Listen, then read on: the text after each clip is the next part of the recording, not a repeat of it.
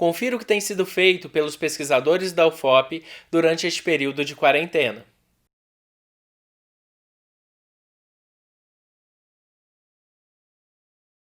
Oi, pessoal. Estamos aqui, eu, Bruno, Yara, eu, professora Maria de Fátima, professor Yara e professor Bruno Torquato, para conversar um pouquinho sobre essa situação atual da pandemia. Nós selecionamos alguns pontos e vamos fazer em alguns vídeos para que a gente tenha algumas considerações finais. O primeiro ponto que eu gostaria de levantar para nós três discutirmos seria a questão de seleção de pacientes. Tudo isso começou pelos vídeos ou pelas notícias italianas. Nós não sabemos muito bem se isso aconteceu de fato nos hospitais italianos, em que se colocava a seleção de pacientes idosos, né, se selecionava pacientes idosos para que eles viessem a morrer e deixasse que os respiradores fossem usados por outros. Bom, em primeiro momento, eu gostaria de levantar a questão aqui para vocês dois. Eu acredito que um critério etário seja um critério extremamente arbitrário, né? Sem dúvida. Esse critério etário é arbitrário, mas qualquer critério, de alguma forma, é arbitrário na medida em que ele parte do arbítrio de alguém, né? Uhum. Então, nessa medida, a gente vai ter que buscar outros critérios que talvez contribuam mais para uma certa participação. E o que eles, pelo menos a partir da informação que a gente teve, né, o estabelecimento desse critério etário, primeiro que ele hierarquiza vidas, né? Uhum. Segundo, que ele dá a impressão de que quanto mais velho, mais dispensável é a pessoa.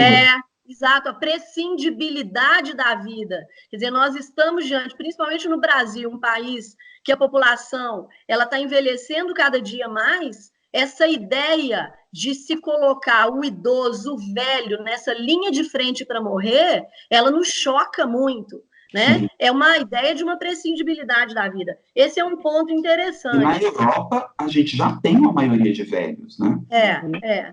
Agora, Yara, essa ideia que vem se falando também, e é claro que nós estamos num mundo de incertezas, e eu acho que essa discussão nossa aqui é uma discussão importante, porque nós do direito muitas vezes queremos trazer solução para tudo, e certeza para tudo, e isso é muito difícil. Os comitês de ética, eles têm uma importância, mas qual será essa importância? Será que a importância do comitê de ética, ela não é limitada também? A possibilidade do exercício do comitê de ética também não é limitada?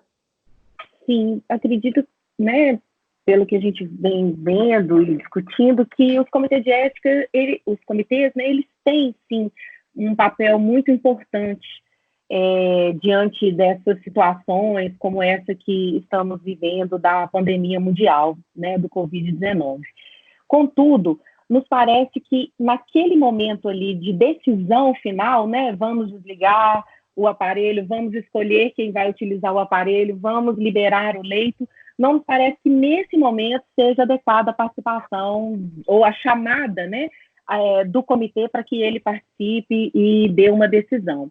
Contudo, parece-me que a participação do comitê de forma prévia, principalmente num país como o nosso, que está recebendo informações de outros países, né, e que está com a possibilidade de montar aqui uma nova decisão, né, acerca dessas escolhas, que esse comitê ele pode, nos comitês de ética dos hospitais e clínicas, né, e etc., dos conselhos, inclusive, eles podem ser um instrumento importante para decidir certos critérios, ou seja, de forma prévia, orientações para que os médicos em linha de frente, na hora da decisão, né, possam aí, fazer a melhor escolha.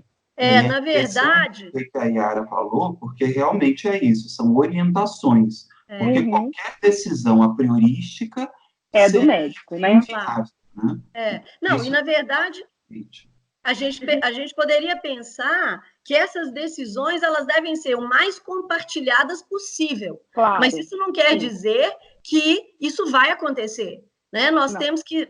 E, claro, concordo com vocês dois aí, com essa ideia da prevenção, né? A ideia de um comitê de ética cuja eficácia seja muito mais preventiva do que propriamente uma eficácia, uma possibilidade de se decidir a cada caso ou na situação do conflito, né? Sim.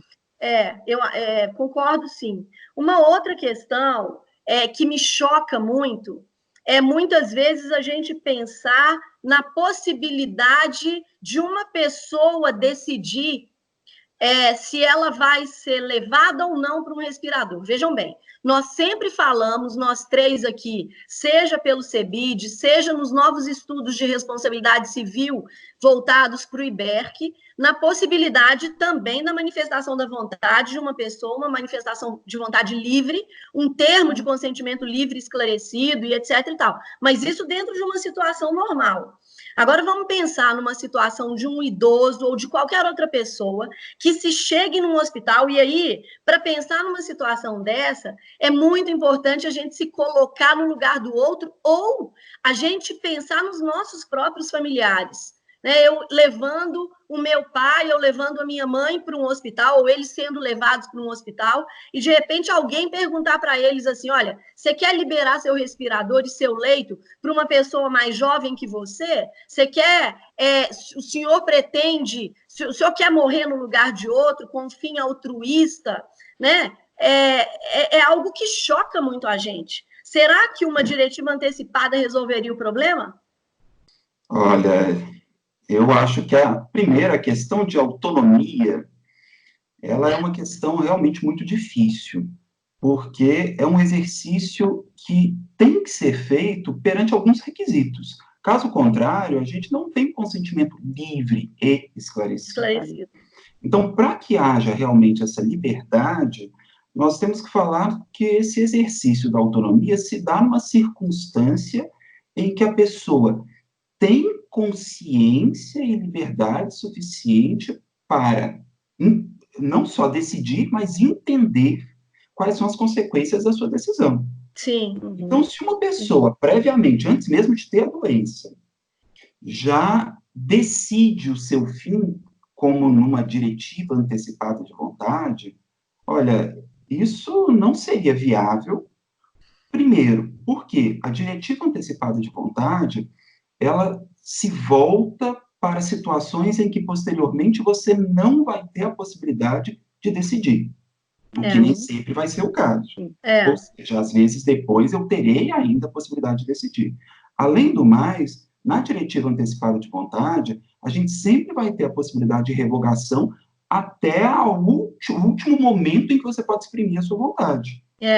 Não vai ser verificado. Né? Exatamente, não poderia se concretizar nessa situação. Nessa situação, não há como se verificar essa vontade. Né?